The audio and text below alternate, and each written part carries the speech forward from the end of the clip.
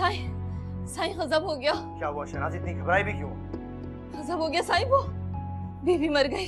अपनी बेटी के लिए मेरा इंतखाब गलत नहीं था।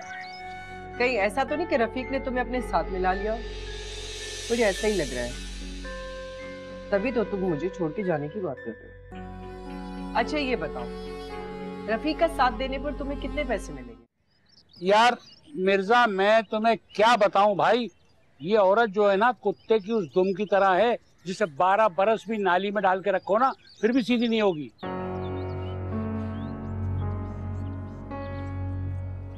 अरे यार, भाड़ में गई समदन वमदन। भाई ये औरत तो मेरी जिंदगी के लिए अजाब बन गई है। मुझे तो पता नहीं किस गुनाह की सजा मिल रही है इस औरत के रूप में।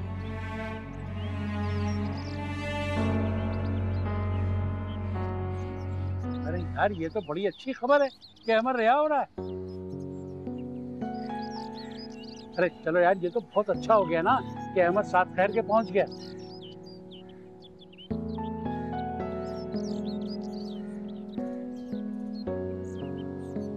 चलो यार मिर्जा, तुम्हारी भी अल्लाह ने आखिरकार सुन ही ली।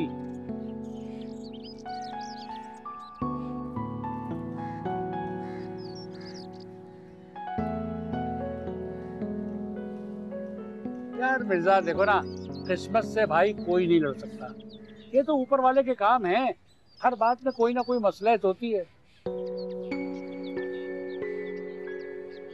भाई कल ही तो गया हूँ यार, रोज रोज का आना भी कैसा लगता है, अजीब लगता है भाई।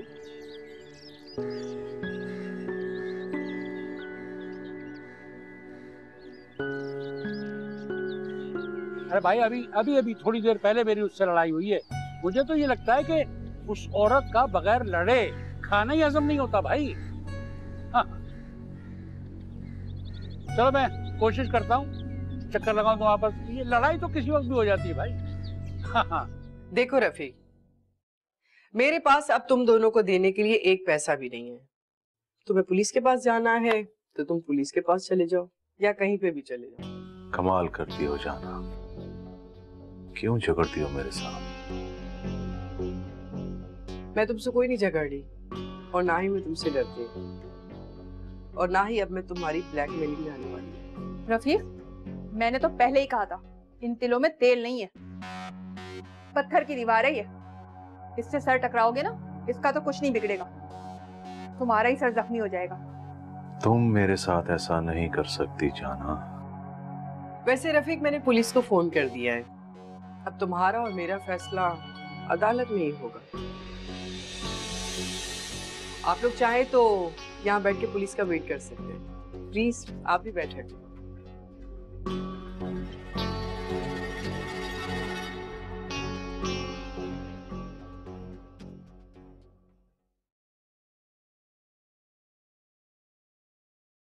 बीबी, चाय पी लीजिए।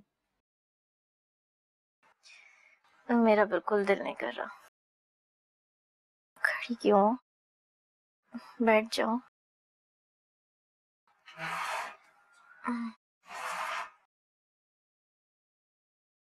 ये लीजिए, गर्मा गर्म चाय पियेंगे, आपकी तबीयत ठीक हो जाएगी। उठ जाएं। शहनाज, मुझे मतली हो रही है, मेरा दिल बहुत खराब हो रहा है। इसीलिए तो लेकर आई हूँ चाय, कि आपका दिल ठीक हो जाए।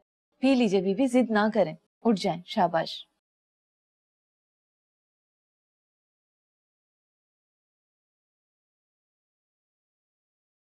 मुख्तार साईं कहाँ है?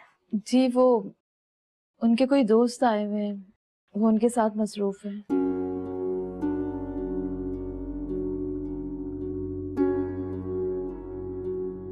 बाबा साईं को मेरे बारे में बता दिया? पता नहीं बीबी, शायद मुख्तार साईं ने बता दिया हो। देख लेना शहनाज, बाबा साईं फिर भी मेरी शादी उसी झांझड़ से ही करेंगे। अरे नहीं बीबी, वो ऐसा कैसे करेंगे? और आप मुझे ये बताइए, आपने क्यों की ऐसी हरकत? कौन सी हरकत? यही खुदकुशी की कोशिश। आपको अंदाजा है, अगर आप मर जाती तो किसी को कोई फर्क नहीं पड़ता, और जिस काम से किसी को कोई फर्क ना पड़े वो काम नहीं करना चाहिए। कम से कम रोज रोज मरने से तो एक बार ही मर जाना अच्छा है। बेबी, आपको पता है मुख्तार साईं आपकी वजह से रो रहे थे। मैंने पहली बार इतने मजबूत मर्द को अपनी बहन के लिए रोता हुआ देखा है। आपको तो खुश होना चाहिए कि अल्लाह पाक ने आपको ऐसा भाई दिया है। समझ रही हैं ना आप मेरी बात? अब चुप करके चाय पी जाइए। अब्बू, अगर आपको भूख लगी तो मैं खाना लगा दूं? क्या तुमने खाना खा लिया? नहीं अब्बू, वो मेरा दिल नहीं चाह रहा। बेटा खाना तो वक्त पे खा लिया करो, सारा दिन काम करती रहती हो। जी ठीक है। बेटा वो आज फाखरा ने मुझे फोन किया था, पता नहीं क्यों कुछ परेशान लग रही थी। इसमें परेशान होने वाली कौन सी बात है? माजिद का ही पूछ रही होगी वो। माजिद के बारे में तो उसने अगर बाद में पूछा, पहले तो वो मेरी तबीयत के बारे में परेशान हो रही थी। रहने दे अब्बू, बहुत चालाक औरत है वो। मैं और आप कहाँ जीत सकते हैं उससे? बेटा चालाक होना उसकी मजबूरी है। वो दुनिया को देख रही है, दुनिया की चालाकी वो समझ रही है, तो उसका परेशान होना सही है। अब्बू वो अकेली नहीं है, माजिद नहीं है क्या उसके साथ? बेटा ऐसी इंडिपेंडेंट औरत दूसरे की मदाखलत अपने काम में बर्दाश्त नहीं करती। तो फिर उसने माजिद से शादी क्यों की? बेटा इस माशरे में अकेली औरत का रहना बड़ा मुश्किल। औरत को अपने तहफ़्फ़ुज़ के लिए एक मर्द की जरूरत हमेशा रहती है। रहने दे अब्बू, उसने माजिद को मुझसे छीना है और इस बात के लिए मैं उसे कभी माफ नहीं करूंगी। अरे उफ, ये ऐसा जख्म है कि भरता ही नहीं। देखो रफीक, मैं तुमसे कह रही हूँ ना, यहाँ रोज रोज आना ठीक नहीं है। किसी दिन भी हम लोग फंस सकते हैं। क्या करें खान, मजबूरी है। यहाँ ना आए तो फिर कहाँ जाए? जो भी है, आज मैं तुमसे आखिरी दफा कह रही हूँ, फाइनल करो इस बात को और निकलो यहाँ से। बहुत हो गया। जरा सोचो रफीक, अगर जैसा कि उसने कहा है पुलिस वाकई आ गई और हम दोनों का रिकॉर्ड निकलवा लिया, आज तक जितना अगला पिछला हम लोगों ने खाया है ना, सब उगलवा लेगी। एक तो खाला तुम डरती बहुत हो। किसी की जेब से पैसा निकालना इतना आसान नहीं होता। समझो शेर के मुंह में हाथ डालना पड़ता है। हाँ, शेर के मुंह में हाथ डालना पड़ता है ना। और जिस वक्त तुमने शेर के मुंह में हाथ डाला ना और शेर ने अपना मुंह बंद कर लिया, तो फिर टुंडे होके सारी उम्र गुजारना। आई समझ?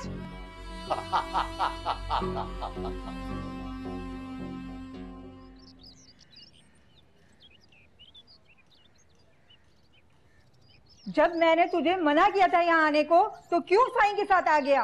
अम्मा जो काम पहले कराना था वो आप अब करा दें। कोई काम नहीं है तेरे लिए। अम्मा वो शन्नो कहाँ है? तू तो कह रही थी कि वो मेरे से शादी करने के लिए राजी है।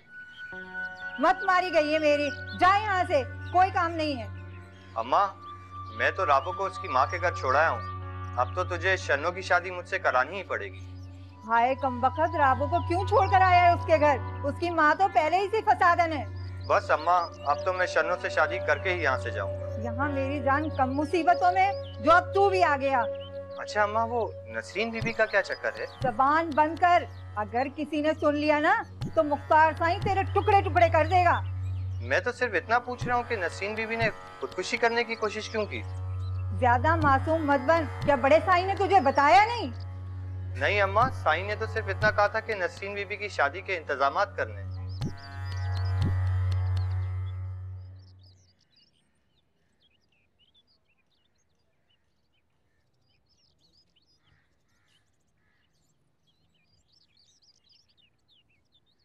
क्या बात है? नहीं, मैं काफी देर से नोट कर रही हूँ कि तुम जब से ऑफिस से आए हो कुछ खामोश हो। खैरियत तो है ना? तुम्हारी नौकरी तो बरकरार है ना? तुम्हें तो हर वक्त मेरी नौकरी की पड़ी रहती है। जब ये भी सोचा है कि मेरी तबीयत भी खराब हो सकती। तुम्हारी खैरियत का बहाना तो हर सारा साल चलता ही रहता है। तुम कैसी बीवी, बजाय मेरी तबीयत पूछने के तंज के तीर बसाई जा रही हो। अच्छा खैर छोड़ो इन बातों को। क्या तुम हर वक्त जलते घुलते रहते हो? कभी मेरी तरफ भी देख लिया करो प्यार से। क्या देखूं प्यार से भाई आपकी तरफ? हर वक्त घर जो है वो मैदान जंग बना रहता है। अच्छा छोड़ो इन बातों को, ये बताओ कि आज घर में क्या हुआ? कुछ भी तो नहीं। आज तुम्हारी अम्मा ने अब्बा जी से फिर लड़ाई की है ना? अरे ये दोनों तो लगता सठिया चुके हैं, बिल्कुल बच्चों की तरह लड़ते हैं। अब कोई ये इनके दरमियान कितना पड़े।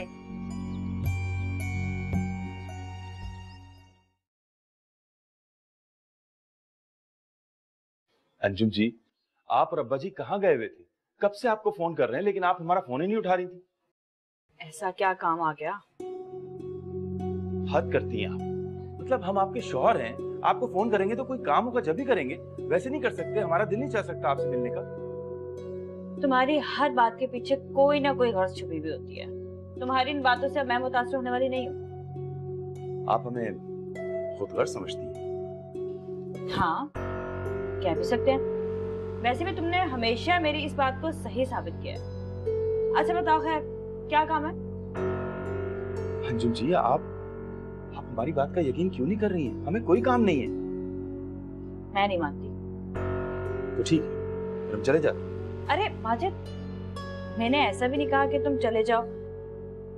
मैं तो तुम्हें तंग कर रही थी। अपने तंग करने के चक्कर में आप सामने वाले का मूड ऑफ कर देती है साथ। अच्छा, मैं मजाक कर रही थी। चलो अब अपना मुंह ठीक करो। ठीक है, फिर एक कप चाय पिलाएंगे? हाँ। अब्बा जी, 2-4 दिन की तो बात। आप मान जाए ना प्लीज। हमारी इतनी सी बात नहीं मान सकते? बेटा बेशक वो तुम्हारा दोस्त है और उसने मुश्किल वक्त में तुम्हारा साथ दिया है। अगर तुम समझते हो मुनासिब तो ठीक है, लेकिन बेटा एक बात का ख्याल रखना कि मैं बूढ़ा आदमी हूँ। मैंने अपनी बेटी के साथ बड़ी मोहताज जिंदगी गुजारी।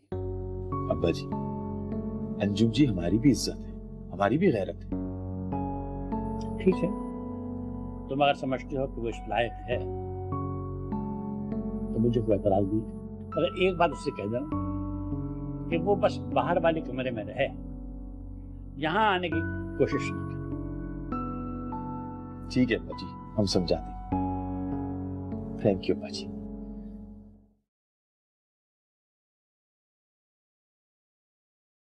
फाखरा का दिमाग कुछ लगता है ज्यादा ही खराब हो गया।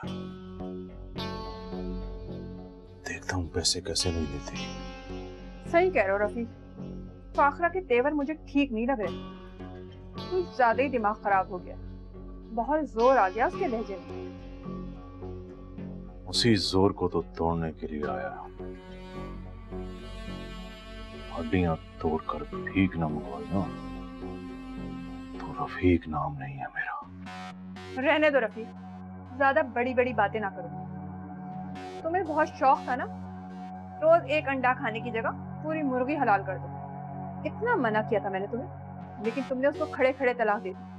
अब देखा, उसी के दर की ठोकरें खा रहे हो ना। क्या मिला तुम्हें जरीर ख्वार होकर? ताने मत दो खाला, इस बार सारी कसर पूरी करूंगा। जाओ जरा फाखरा को देखियो। हाँ, नौकर हूं ना तुम्हारी।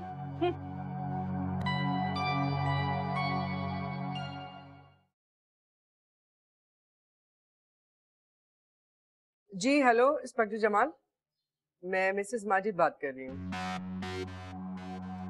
जी जी वो यहीं पर हैं। आप आ रहे हैं? जी जी सब इंतजामात हैं, बस आपके आने की देर है। वैसे अगर आप कहें तो मैं आपकी बात करवा देती हूँ। चलें जैसे आपकी मर्जी। अगर आप सरप्राइज देना चाहते हैं तो ठीक है, हम आपका इंतजार कर रहे हैं। मैं माजिद से कह देती हूँ। जी जी बस आप टाइम पे पहुंच जाइएगा। ओके ओके, अल्लाह हाफिज।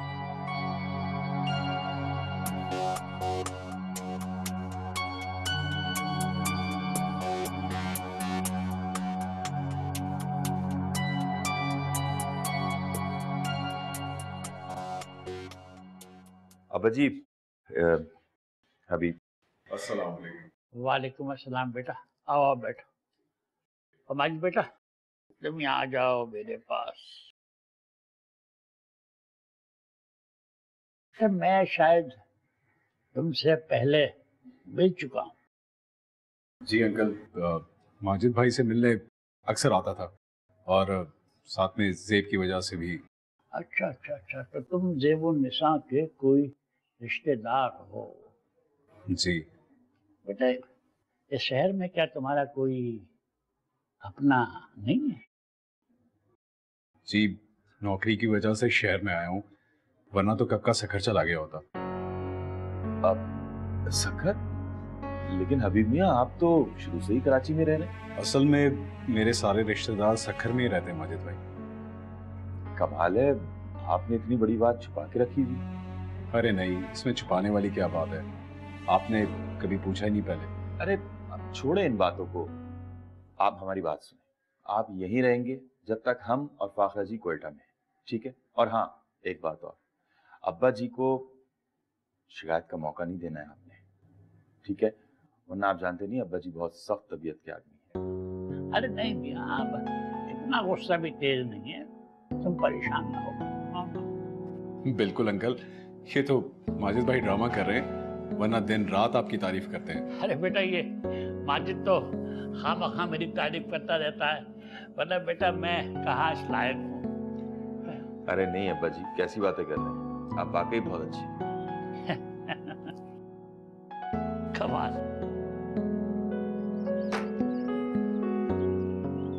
अम्मा, उस्मान भाई का रात को फोन आया था, वो आपका पूछ रहे थे। अच्छा, तो अब वो तुझे फोन करके कह रहा है कि मुझे याद कर रहा है। क्या वो मुझे फोन नहीं कर सकता? एक तो अम्मा छोटी छोटी बातों पे तुम मसला खड़ा कर देती हो, वो डरते हैं तुमसे। क्या मैं कुछ उड़ाया लूं जो डरते हैं मुझसे? सब ड्रामा है। इतने दिन से यहाँ मौजूद हूँ, एक दफा ही फोन नहीं किया। अम्मा वो मसरूफ थे। ऐसी भी क्या मसरूफियत कि मुझे फोन तक ना किया? अरे अम्मा छोड़ो ना तुम इन बातों को। अरे कैसे छोड़ूं?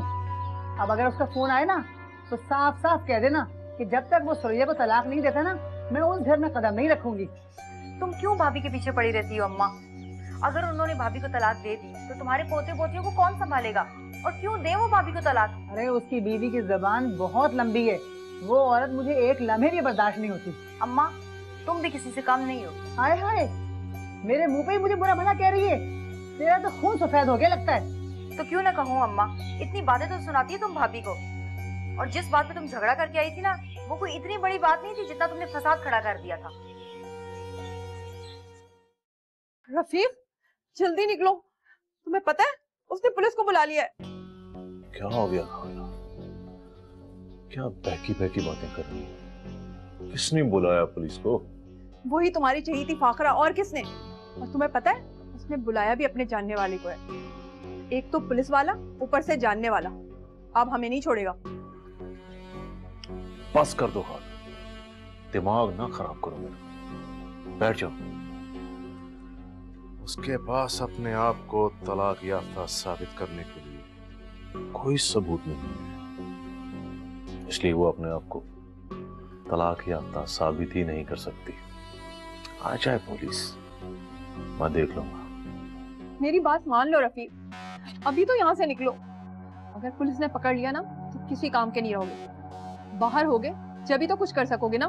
तुम खुद भी डरती हो और मुझे भी डराती हो। पहले भी आई थी ना पुलिस, क्या हुआ था? कुछ भी नहीं। इस बार भी कुछ नहीं होगा। छोड़ो सब बातों को, अभी निकलो यहाँ से। मैं अपने कानों से सुनकर आ रही हूँ, उसने पुलिस को बुला लिया है। अगर पकड़े गए फिर क्या होगा? देखता हूँ उसमें कितना दम है। उसमें दम हो या ना हो, तुम में जरा सा भी दम नहीं। अच्छी तरह पता है मुझे, पुलिस ने 2 छित्तर मारने और तुमने फर फर फर फर सब कुछ बता देना है। अब ऐसा भी नहीं है खाला, कुछ सोच समझ कर ही आया हूं मैं यहाँ पे। वैसे रफीक, मैं कल से एक बात सोच रही हूँ। अगर उसको अकल आ गई और उसने जाली तलाकनामा बनवा लिया फिर क्या होगा? तो बना, मैं कसम खा लूंगा। खुदा का खौफ करो रफीक, क्या बोल रहे हो तुम? झूठी कसम खाओगे? अल्लाह की मार पड़ेगी तुम पर। मार तो मरने के बाद पड़ेगी ना। अभी दुनिया में तो मजे कर लिया, वैसे भी मैंने उसे तलाक कौन सा लिख के दी जो मेरी कसम झूठी होगी। अच्छा, खाने में क्या बना रही हैं आप? वो छोड़ो तुम ये बताओ, आखिर तुम अपने दोस्त को ले ही आए ना यहाँ पर? तो हम बहुत शुक्रगुजार हैं अब्बा जी के, उन्होंने हमारी बात रख ली। ये वही हबीब है ना जो ज़ेब का कजन था? जी। इसे तो पता होगा कि ज़ेब कहाँ पर और किस हाल में। अरे अंजुम जी, अब हमें इससे क्या सरोकार कि वो कहाँ है? बस हमारी तो ये दुआ है कि जहाँ भी हो खुश हो। क्यों? तुम्हें याद आती है उसकी? हाँ, नहीं, कभी कभी आ जाती है। कभी कभी? ठीक ही कहते हैं, ये मर्द वाकई बहुत बेवफा होता है। अरे अंजुम जी, उनसे शादी एक हादसा थी और तलाक भी उन्होंने खुद अपनी मर्जी से ली थी। अब आप ही बताएं, हमारा क्या कसूर है इसमें? और फाखरा से? ऐसा लगता है कि सारे हादसा सिर्फ तुम्हारे साथ ही पेश आते हैं, और वो भी रंगीन हादसा। अंजुम जी छोड़े ना, ये फजूल बातें हैं सारी। एक बात बताएं आप, हम सिर्फ आपसे मोहब्बत करते हैं अंजुम जी, और यही वजह है कि हम आपकी हर नरम गरम बात को बर्दाश्त करते हैं, क्योंकि हमने सिर्फ आपसे मोहब्बत की।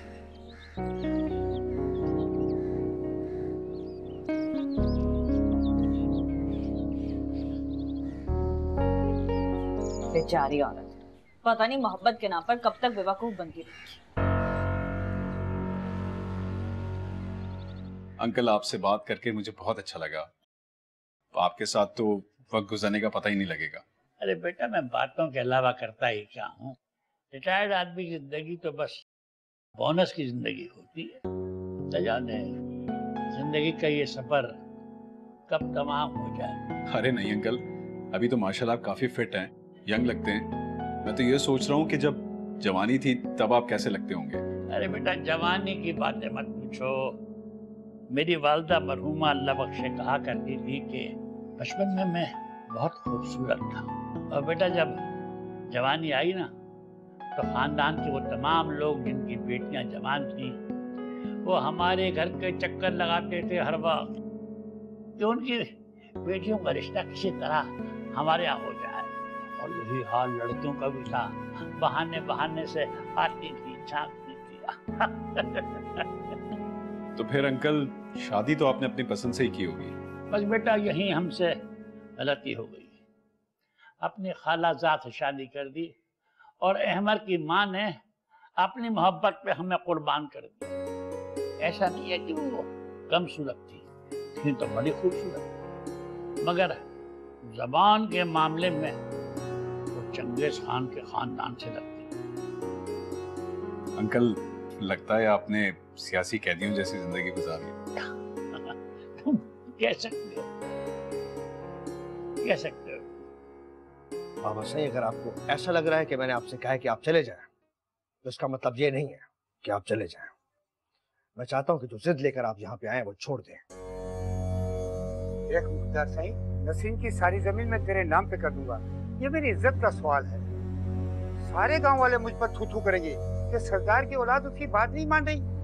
बाबा साईं, आप अपनी जिंदगी के फैसले करें, दूसरों की जिंदगी के फैसले उन पर छोड़ दें। आप सिर्फ अपनी झूठी आन बान के लिए अपनी बेटी को, नसरीन को दांव पे लगा रहे हैं। देख मुख्तार, शादी उसकी किसी न किसी से होनी है। अगर वो मेरी मर्जी से हो जाए तो उसमें क्या हर्ज है? बाबा साईं, बुराई शादी में नहीं, इस रिश्ते में जो आप तय कर रहे हैं, कुछ ऊपर वाले का ही खौफ करें। बाबा साईं, वो चाचड़ उम्र में आपसे भी बड़ा है। अब आप ही बताइए, ये कहाँ का इंसाफ है? मुख्तार, ये शादी लाजमी होगी, चाहे मुझे इसकी कोई भी कीमत अदा करनी पड़े। बाबा साईं, आपके सीने में दिल है भी या नहीं? नसरीन ने खुदकुशी करना चाहिए थी, वो तो शुक्र है वो बच गई। नहीं तो अभी आप यहाँ पे खड़े होके ये वाली बात ना कर रहे होते। बच गई ना, बस बात खत्म। और शायद इसीलिए बची कि जिंदा रह के बाप की पगड़ी ऊंची करे। क्या हो गया बाबा साईं आपको? आप बात समझ क्यों नहीं रहे? बात तो तू नहीं समझ रहा मुख्तार। नसरीन है कहाँ? मैं उससे बात करना चाहता हूँ। नूरा, नूरा नसरीन को लेके आओ।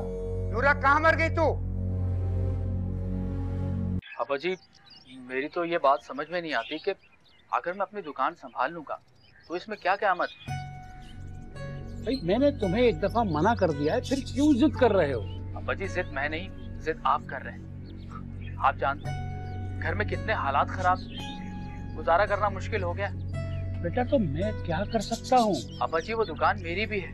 आप कमाल अंकल से साफ साफ क्यों नहीं कहते कि उस दुकान की देखभाल सिर्फ मैं करूंगा? मैं नहीं कह सकता। वो दुकान कमाल की है, उसे मैं कैसे बेदखल कर दूं? मेरा मतलब है कि भाई सारी जिंदगी उसने उस कारोबार को जमाया है, अपना खून पसीना दिया है, मैं कैसे उससे कहूँ? आप क्या कह रहे हैं? मैं आपका बेटा हूँ, आपका खून। मैं यहाँ परेशान हो रहा हूँ और आप गैरों को परेशान नहीं कर सकते। देखो नहीं मियाँ, वो मेरे लिए गैर नहीं है, मेरे अच्छे बुरे वक्त के साथी हैं। अब्बा जी, उधार तो दिया आपने एहसान, इतने बड़े घर में आपने उनको रखा हुआ है और उनकी तो अपनी सगी औलाद उनका ख्याल नहीं रखती। पीछे मुड़ के देखा तक नहीं उन्होंने उनको। कौन रखता है उनका ख्याल? आप ही तो हैं अब्बा जी। और क्या क्या करेंगे उनके लिए आप? नहीं, मैंने तुम्हें बता दिया कि मैं मजबूर हूँ, मैं ऐसा कुछ नहीं कर सकता। अब्बा जी, आखिर ऐसी कौन सी मजबूरी है अब्बा जी? मुझे भी तो पता चले। ना तो आप उनसे मकान खाली करवा रहे हैं और ना ही दुकान।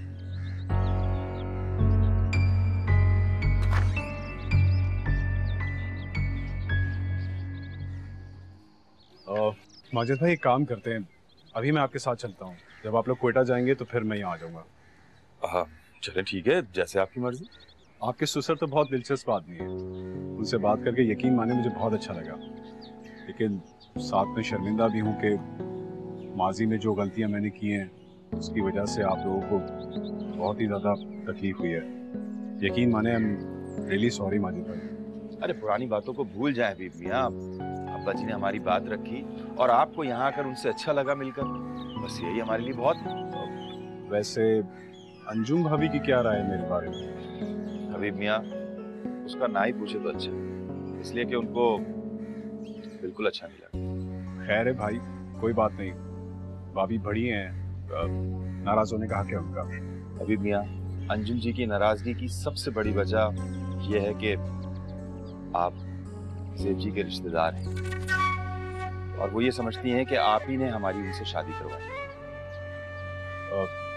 वैसे वो गलत तो नहीं कह रही हैं, आपकी और ज़ेब की शादी हम दोनों ने ही प्लान की थी।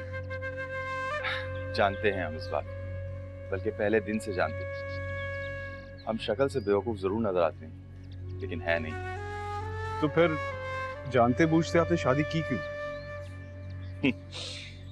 हबीब मियाँ, असल में हमें ज़ेब जी की बातें बहुत अच्छी लगने लगी। तो ये कहें ना अनवर, दूसरों की आग में खेलना बेवकूफी है। तू कोई बहाना बनाकर यहाँ से चला जा।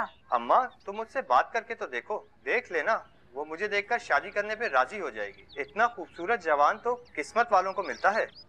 मुझे नहीं करनी तेरी उससे शादी की बात। वो जिससे भी शादी करती है वो मर जाता है, और तू तो मेरा इकलौता बेटा है। अम्मा, तुझे पता है मैं शन्नो से कितनी मोहब्बत करता हूँ। अब ऊपर वाले ने एक मौका दिया है तो तू मुझे क्यों मना कर रही है? वो शहर आकर बहुत बदल गई, अब तुझसे शादी नहीं करने वाली है। अम्मा, तू एक बार मुझे कोशिश तो करने दे, हो सकता है वो राजी हो जाए। अंजुम जी, ठीक है, फिर हम जा रहे हैं। अब्बा जी से भी खुदाफिज करते हुए निकल जाएं। माजी, तुम आज मत जाओ ना, यहीं रुक जाओ। नहीं अंजुम जी, आज नहीं रुक सकते, जाना जरूरी है। आपको पता है ना, फाखरा जी बहुत मुश्किल में है और जिस तरह हमने इस घर के लिए आपके लिए एफर्ट्स किए हैं तो वो भी तो हमारी जिम्मेदारी है ना। फाखरा फाखरा फाखरा, मैं जब इस फाखरा का नाम सुनती हूँ ना, माजी तुम्हारी कसम मेरा खून खोलने लगता है। अंजुम जी, हमारी कसम तो ना खाए, और फिर हमने अभी जिंदगी में देखा ही क्या है। अच्छा, और क्या देखना बाकी रह गया? 3 शादियां तो कर ली तुमने। वैसे अंजुम जी, शरअ के हिसाब से तो अभी एक शादी की गुंजाइश और है। तुम मतलब ना बहुत चालाक हो, अपने मतलब के लिए फौरन दीन का सहारा ले लेते हो। नमाज रोजा जो चीजें फर्ज हैं वो याद नहीं आती। क्या बात कर रही हैं? अरे भाई, 5 वक्त के नमाजी हैं। हाँ हाँ जानती हूँ अच्छी तरह से। अब ये बताओ कि यहाँ रुक रहे हो या नहीं? अंजुम जी सारा दिन तो आपके साथ रहे, प्लीज हमें जाने दीजिए। ठीक है जाओ। अच्छा ना बाबा, नाराज क्यों हो रही है? प्रॉमिस कल कल आ जाएंगे, रुक भी जाएंगे। Okay please. अच्छा खुदा हाफिज।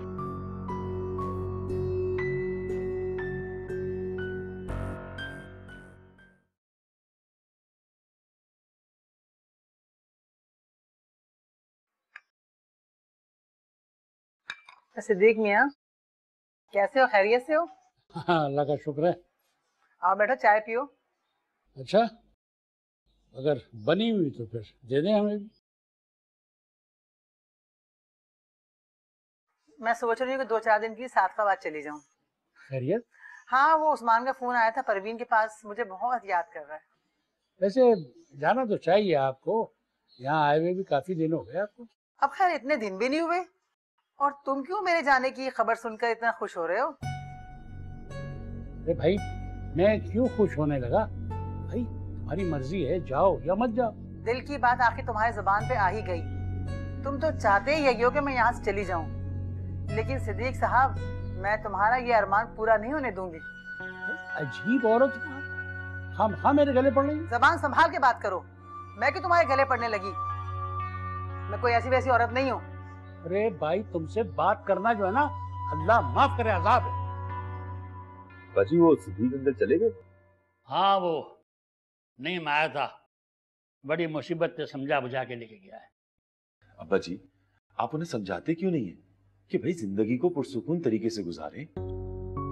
ये रोज रोज की बदमजगी और लड़ाई जो है ना, ये कहीं का नहीं रहने देती अब्बा जी। बेटा आज मैंने बहुत समझाया है, लेकिन मैं जानता हूँ कि इस अल्लाह के बंदे पर किसी बात का कोई असर नहीं होता। खैर अब इस सिलसिले में तो कुछ नहीं किया जा सकता सिवाय दुआ के। चलो छोड़ो इस बात को। वैसे बेटा मैं चाह रहा हूँ कि एक दुकान खोल ली जाए, तुम्हारी क्या राय है इस बारे में? अब्बा जी हमारे ख्याल में ये बहुत अच्छी बात है। इस तरह हमें दुकान का किराया भी नहीं देना पड़ेगा, और यूटिलिटी बिल्स निकाल के, मुलाजमों का खर्चा निकाल के कुछ बचत हो जाए तो इससे अच्छी बात और क्या हो सकती है? बचत? अरे बेटा आधों हाथ का फायदा है, होलसेल से माल लाएंगे, बचत हो जाएगी। लेकिन अब्बा जी आप इस उम्र में इतनी मेहनत नहीं कर पाएंगे, बहुत भागदौड़ होती है अब्बा जी, और दुकान के लिए तो लाजमी एक आपको लड़का रखना पड़ेगा। हाँ बेटा वो तो मैं जानता हूँ, बगैर हेल्पर के ये काम बहुत मुश्किल है। तो बस ठीक है, माल लाने और उसकी सप्लाई करने की आप बिल्कुल फिक्र ना करें, वो सब हम कर लेंगे। तो ठीक है फिर हम कल से ही काम शुरू कर देंगे। ठीक है, हम मिस्त्री को लेके आएंगे, वो हिसाब किताब बना के आपको समझा देगा, जो भी खर्चा आएगा आप दे दीजिए। ठीक है।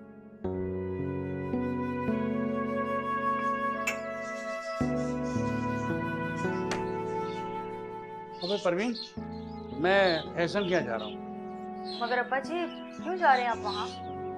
भाई देखो मैंने ये फैसला कर लिया है कि मैं अपने बाकी अब जिंदगी के दिन वहीं गुजारूंगा। तुम्हारी माँ ने तो यहाँ मेरी जिंदगी हराम करके रखी हुई भाई। अब्बा जी आपको अम्मी की आदत का तो पता है, और ब्लड प्रेशर की मरीजा हैं वो, छोटी छोटी बातों पे गुस्सा आ जाता है। भाई यहाँ मैं कौन सा सेहतमंद हूँ, मैं खुद बीमार आदमी हूँ, तो फिर भी मेरी हिम्मत है कि मैं उन्हें बर्दाश्त कर रहा हूँ। छोड़े ना अब्बा जी, वो कुछ दिन की तो मेहमान है, चली जाएंगे अपने घर सादकाबाद। बेटा वो कहीं नहीं जाने वाली, और ऐसी जबानदराज औरत को तो उनके अपने घर वाले बर्दाश्त नहीं कर पाते। ये तो मेरा दिल गुर्दा है जो मैंने बर्दाश्त किए हुए।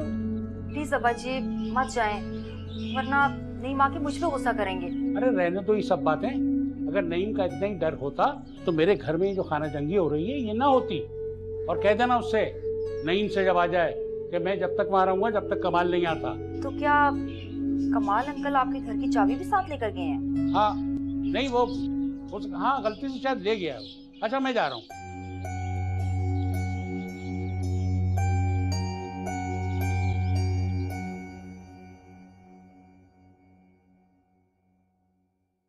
अरे वाह अबू, बहुत जोर जोर से हंसने की आवाजें आ रही थी। लगता है आपका दिल लग गया माजिद के दोस्त के साथ। नहीं बेटा ऐसे ही बात नहीं है, वो अच्छा खासा माकूल आदमी है, पढ़ा लिखा है, हालात की वजह से जरा डगर से हट गया था, लेकिन अच्छी फैमिली का आदमी है। अच्छा, आपको उसकी फैमिली का भी पता चल गया? भाई जो हाँ उन्होंने बताया वो मैंने तुमसे कह दिया। और क्या बताया उसने अपने बारे में? यही कि वो सक्खर का रहने वाला है। अब वो झूठ बोल रहा है। वो तो शुरू से कराची में रहा है, माजिद ने खुद बताया था मुझे। तो बेटा वो कब इनकार कर रहा है? एक नंबर का धोखेबाज है, इसीलिए मैं उसको यहाँ रखने के खिलाफ थी, लेकिन आपने इजाजत दे दी। बेटा वो माजिद ने कहा तो मैं उसे इनकार नहीं कर सका, लेकिन एक बात है, मैंने माजिद से कह दिया है कि उसे घर के बाहर है, वो घर के अंदर ना है बस। पता नहीं, आपके फलसफे सिर्फ आप ही समझ सकते हैं। आप तो आंख बंद करके हर किसी पे एतबार कर लेते हैं। अरे बेटा इस भरोसे पे दुनिया चल रही है, अगर ये भरोसा ये एतबार ना हो ना तो इस दुनिया का तवाज़ुन बिगड़ जाए, समझी? अच्छा मैं अंदर जा रहा हूँ, और सुनो एक प्याली चाय भेज दो, मगर ख्याल रखना जरा गर्म। जी। तुम लोगों को यहाँ आकर कुछ ज्यादा ही रोटियां लग गई हैं। मालूम नहीं कि मैं क्यों आया हूँ यहाँ? जी जी साईं। नसरीन बीबी कहाँ है? बुलाओ उसको। साईं उनकी तबीयत ठीक नहीं है, वो सो रही हैं। सो रही है ना? मर तो नहीं गई है? बताओ उसको कि मैं आया हूँ, उठाओ उसको नींद से। कोई जरूरत नहीं है नसरीन को बुलाने की। मुख्तार साईं, ये तुम ठीक नहीं कर रहे हो। मैं जानता हूँ आपके नजरिए के मुताबिक ये सही नहीं है, लेकिन अब जो भी हो बाबा साईं, नसरीन आपसे नहीं मिल सकती। मुख्तार, मैं तुम दोनों को गोली मार दूंगा। आपका बेटा हूं बाबा साईं, मौत से नहीं डरता। ये तुम ठीक नहीं करे मुख्तार साईं, आंख से खेलने का नतीजा ठीक नहीं होता। जानता हूं, आप परवाह न करें। मुख्तार, शाम को चाचड़िया आ रहा है, अगर तुम लोगों ने कोई उल्टी सीधी हरकत की तो इस घर से 3 लाश उठेंगी। अरे भाई खैरियत से तो हो ना? बहुत परेशान लग रहे हो।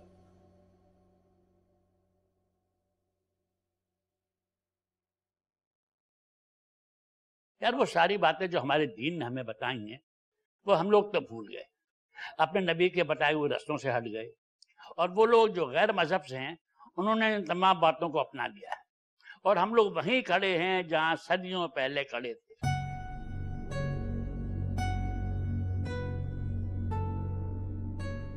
यार यही तो रोना है इस नई नस्ल का, कोई बात समझ के नहीं देती।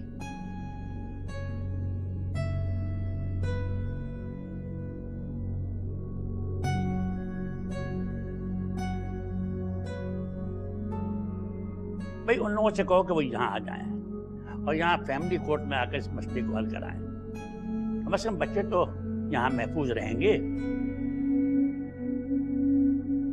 ठीक है, देखो ना, जब बच्चे यहाँ आ जाएंगे तुम्हें ये परेशानी नहीं होगी, तुम्हें बेफिक्र हो जाओगे। मेरी बात मान लो बस। हाँ ठीक है, ओके।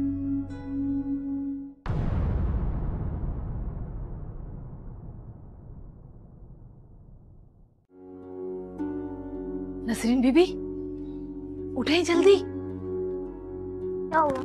दादन साईं आपको लेने आ गए, बहुत गुस्से में। मुख्तार साईं ने उन्हें रोका हुआ है, जल्दी चले उठे। मिर्जा अंकल की गलती नहीं है इसमें, सारी कहानी उनके दामाद की है। पुलिस जब दामाद को घर पे पकड़ने आई और वो नहीं मिली तो मिर्जा अंकल को साथ ले गई। कहाँ है नसरीन? कहाँ भगा दिया उसको? किसके साथ भाग गई वो?